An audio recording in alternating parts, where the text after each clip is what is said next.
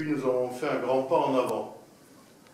Ben, au bord du gouffre, sans dramatiser, les associations d'anciens combattants en général, l'UNC en particulier et l'UNC 17e aussi, nous ne nous trouvons pas au bord du gouffre, mais nous nous trouvons confrontés à quelque chose, une des rares choses qu'on sache à la naissance, c'est qu'on doit mourir un jour. Or, les générations 39-45 commencent déjà à accuser des pertes sévères dans la France, la génération Indochine aussi, c'est le tour de la génération Algérie, et donc les perspectives de recrutement au sein de ces générations-là deviennent quand même limitées. Alors, je vais essayer de cadrer le problème en ce qui concerne les intérêts égoïstes de la section UNC 17.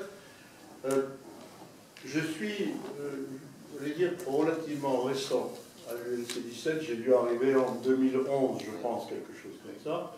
Et à ce moment-là, l'effectif de la section est tourné aux environs d'une cinquantaine de personnes. Je parle sous contrôle de Bernard, qui était là à l'époque. Bon. Et la mairie du 17e avait pris, dans le cadre d'une opération nationale, elle avait pris en charge d'organiser la convocation des anciens combattants 39-45 à la mairie pour la remise d'un diplôme. Et c'était un grand succès. Et dans la foulée, ces combattants 39-45 étant bien identifiés au niveau du 17e, on a pu adresser aux 400 qu'ils étaient à l'époque une lettre d'une page présentant l'UNC, lettre qui a eu un taux de retour, je dirais, fabuleux, puisqu'on a obtenu 10% d'adhésion à la suite de cette lettre. Bon. Alors, ça nous a fait passer de 40 à 4%, pratiquement une centaine. Voilà. Avec d'autres données. Alors, on était très contents, et je dirais qu'on a peut-être un peu trop vécu là-dessus, pas tout à fait quand même, je vais y revenir, mais du fait de l'attrition, eh bien, aujourd'hui, nous sommes quand même redescendus à un chiffre qui est de 71, c'est ça? Oui. 71 adhérents. Alors, cette question est extrêmement préoccupante, et cette question est extrêmement préoccupante. Alors, vous pouvez nous dire, qu'est-ce que vous avez fait? Ben, on a essayé d'explorer. Il se trouve que je suis, par ailleurs, dans une association qui s'appelle Secours de France. Mon intention n'est pas de faire de la publicité, mais de dire simplement qu'en utilisant les procédés modernes du marketing viral, on est arrivé à multiplier par 4 le nombre de nos adhérents, de nos donateurs, qui était de 2500 en début 2013 et qui était aux environs de 10 000 en fin 2013.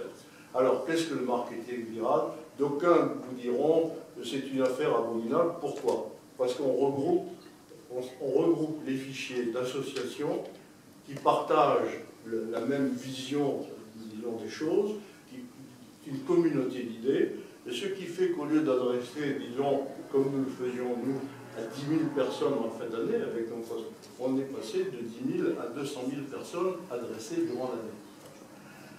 Le problème du marketing viral, bon, ça fonctionne bien, ça coûte pratiquement rien pour frais d'envoi, c'est magnifique, et les adhérents qu'on recrute de cette manière-là, contrairement à ce que vous avez dit, on a dit que ce sera un feu de paille, pas du tout. On a un pourcentage important de ceux qui ont été recrutés par cette méthode qui sont fidélisés à partir du moment où ils retrouvent dans l'association ce pourquoi ils sont entrés. Nous, on avait fait un appel sur la base des harkis, et comme ça se passait en plus au moment où le commandant Ali de Saint-Marc venait de décéder, bon, il y a eu des retours très importants. Alors, tout ça, c'est beau et bien, mais la question, le problème auquel on se heurte, c'est l'impossibilité affichée d'avoir accès aux fichiers des anciens combattants du 17e arrondissement. Or, des anciens combattants anciens, voilà, des anciens combattants nouveaux, il y en a aussi beaucoup. Les OPEX, ça dure depuis 1978. Et la France a été sur de multiples territoires d'opération de façon presque continue, jusqu'à nos jours. On est encore engagé à tort ou à raison, je ne sais rien, dans 2 opérations en Afrique. Donc, des anciens combattants, il y en a. Des anciens combattants qui arrivent à l'âge où on s'intéresse aux associations, c'est-à-dire la cinquantaine et un peu au-delà, il y en a également. Problème, les trouver. Alors, j'ai eu des réponses extrêmement diverses. À Neuilly, on m'a dit, c'est le maire qui a le fichier des anciens combattants et il ne le communique pas à l'UNC. Je ne parle pas de nom de voix, M. Cossette, je dis simplement ce que j'ai entendu.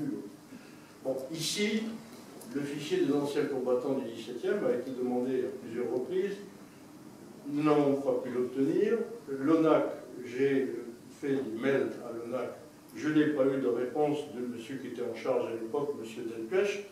Et donc, c'est un serpent de mer. Alors, la dernière version que j'ai eue a été la suivante.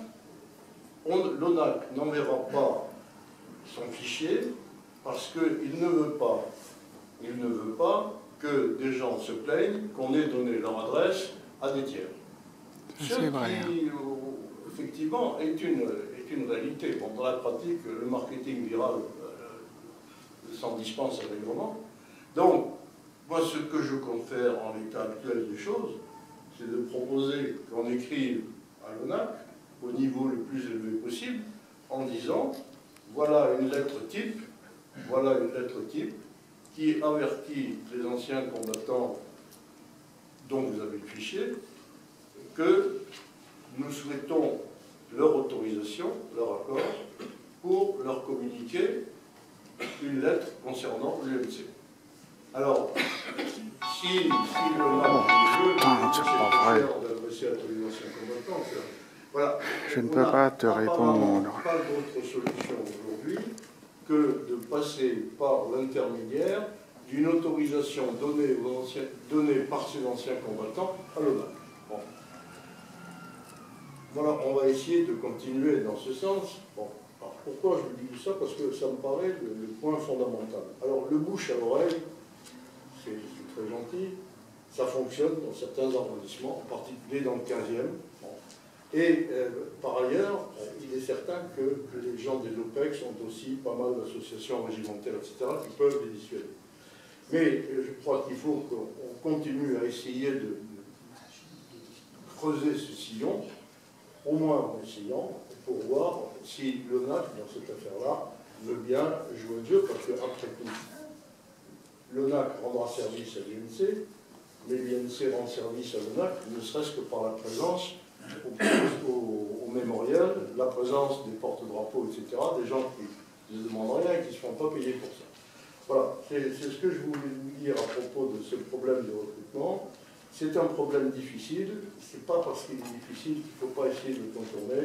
Aujourd'hui, à l'issue de ces recherches, je ne vois que cette solution.